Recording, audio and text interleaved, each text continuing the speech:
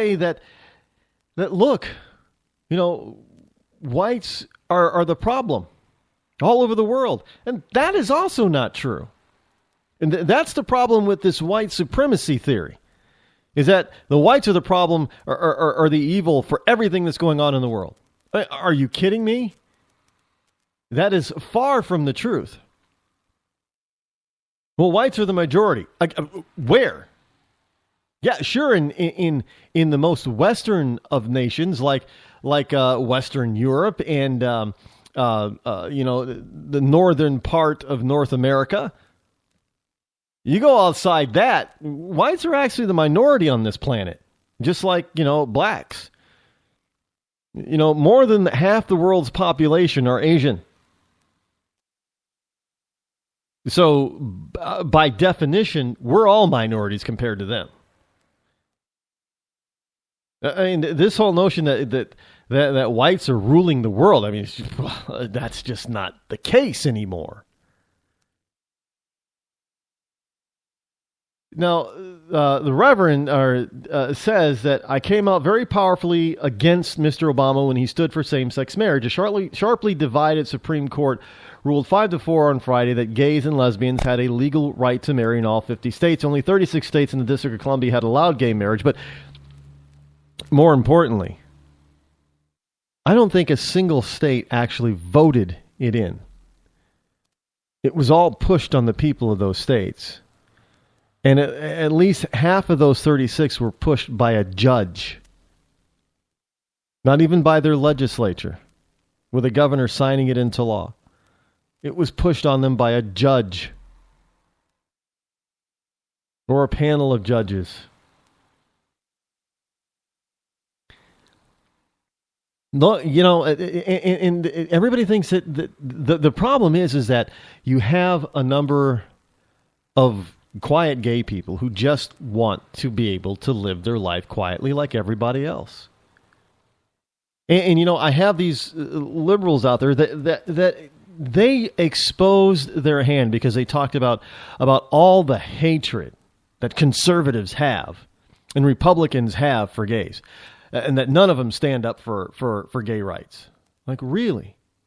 So the fact that libertarians who are considered to be, extreme conservatives, libertarians, while they do not generally support gay marriage, but they do because they do not believe the government should be involved in it in the first place. So people should be allowed to marry any other person that they want. That's what libertarians believe. You have the Republican Log Cabin group that, of course, the liberal gays forget about this, who sued the government to get rid of Don't Ask, Don't Tell. Yes, it was a Republican group that did that.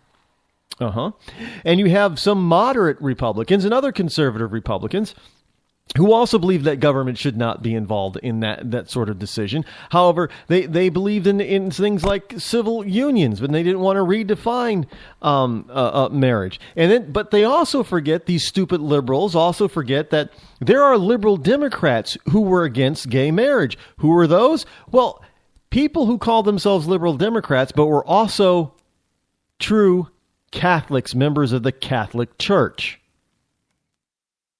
Now, most members of the Catholic Church do not dare voice an opinion or have a belief outside of the Pope that differs from the Pope. And they stood with their clergy about anti-gay marriage. But you don't hear about that. No, the Catholic Church, yeah, they should allow gays right now. Yes, they absolutely should. But you don't hear about the rank and file of the Catholic Church, a lot of whom who've become liberal over the past 40 or 50 years and have gone to the Democrat side, mostly because of JFK being a Catholic Democratic president. But again, they don't stand for it. They don't agree with it. So you have all these polls and everything out there stating that, well, maybe, we've changed our view on the gay lifestyle. And the reality is, on the street, this country really hasn't. No, sure, they don't believe that that gays should be targets of violence. Absolutely not.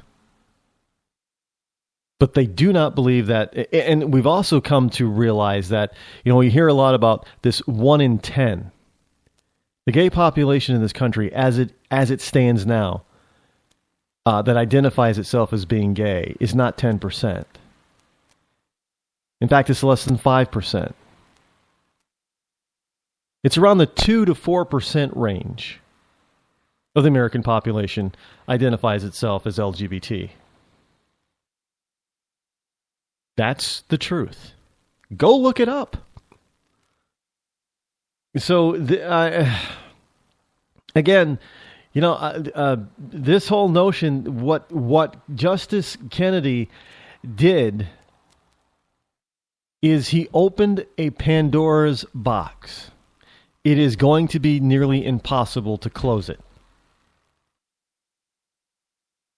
And that was done on purpose, because this is going to end up being a direct attack on Christianity. Now, understand that they're going to be attacking Christians, even though there is a common enemy out there who they do not even want to bring up, that is more adamant against the homosexual lifestyle, period, let alone gay marriage.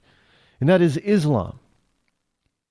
I know you have the extreme groups like the Westboro Baptist Church, picketing funerals and things like that, saying God hates fags, God hates... Yeah, but you don't see the Westboro Baptist Church stringing up gays, chopping the heads off of gays.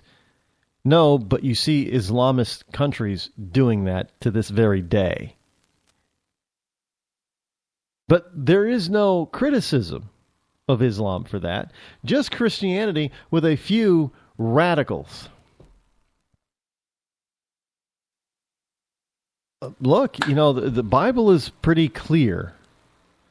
No, it does not say that loving another person, even if they're the same sex as you, is a sin. Absolutely not. And they make the mistake, well, Jesus didn't say anything, and didn't say anything about homosexuality, and I'm not going to go into a dissertation or a sermon or anything, but did not Jesus say that he was God? He was the Son of God and he was God. Did he not say that? Yes, he did. He claimed to be God. Now, if Jesus is God, God spoke in the Old Testament. Again, Christians, especially the liberals, try to tell Christians, well, this is what Jesus didn't say and said. But the problem is that he did say it. He said it in the Old Testament. Because the Old Testament is still as relevant as the New Testament. Jesus said, I did not come to change the law, but to fulfill the law. And by that, he meant the law of redemption. Nothing else.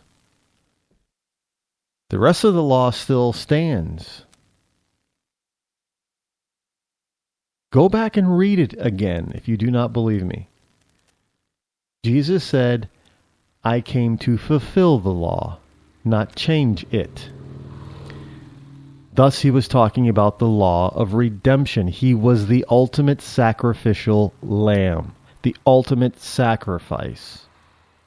Plain and simple. That does not negate, because if that were the case, then that means the 10 Commandments are negated. But they're not. They're not. So all the laws relating to redemption have come to a complete fulfillment in Christ. So you no longer have to do all that redemptive type of stuff. Those laws weren't changed. They were fulfilled. They were told way back in the beginning that there would be someday the ultimate lamb, the ultimate sacrifice where we wouldn't have to do this anymore. He came to fulfill that law, not change anything else. So when people try to tell you that Christ did not speak on homosexuality, they're lying, because he did.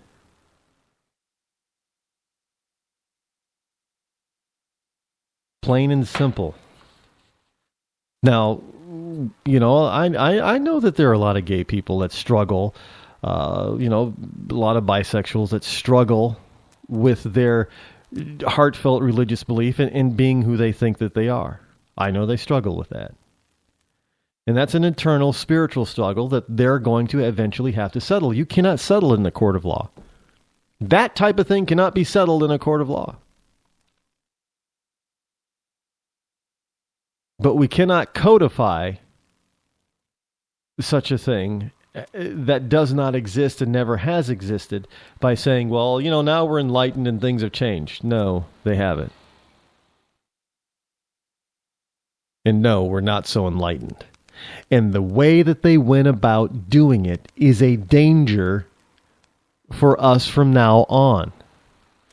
Because now, based on this broad sweeping decision that Justice Kennedy talks about, means that a number of groups that even gays do not want to be a part of now have the opportunity to argue, rightfully so, to have their rightful place among alternative lifestyles. North American Man-Boy Love Association, I might add. I always bring this up, and gays always cringe at that. Oh my, that is just wrong. A grown man shouldn't be trying to take a teenage boy as their lover. Well, why not? There's Jesus didn't say anything about that, did he? The ancient Greeks used to do it. So why not? Why do homosexuals, two adults get to bend, make the rules then? Why can't this, 35-year-old or 40-year-old man decide that he wants to love and marry this 16-year-old boy? Why not? Because we say that's wrong. Really? Well, didn't we say that homosexual marriage was wrong? Or what's the problem with, a straight woman, straight teacher? 28 years old going after her 14-year-old high school student. What's wrong with that? They're in love.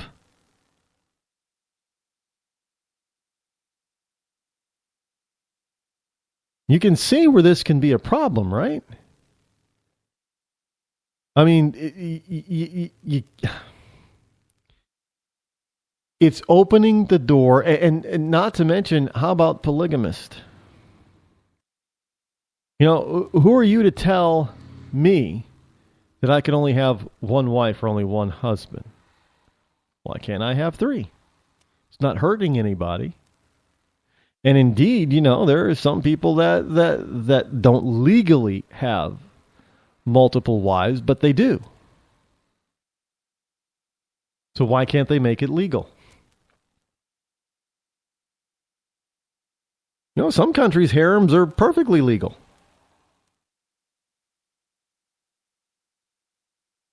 So why not? They're asking the same question. What's wrong with polygamy? If we're all adults, they'll say, and we all want this. So why can't we? Who are you to tell a bunch of consenting adults that they can't? In not just polygamy, but what is it? The omni. Where you have three women who are married to two guys or something like that. They're all married together. What's wrong with that? You got five people who are consenting adults who want to be married, like in that vein. Why not? They exist. They do it now without legally being married. So why don't they get the benefit of having government protection and benefits as well? That's what it's all about, folks. It's about the money. Why don't they get the benefits as well? So, but these are alternative lifestyles that even the LGBT community frowns upon. And now, guess who's going to start being labeled as being bigoted, being closed-minded, and they're not going to like it because they already don't. That's the LGBT community. Kennedy, thank you very much for this open-mindedness. You just probably destroyed our society.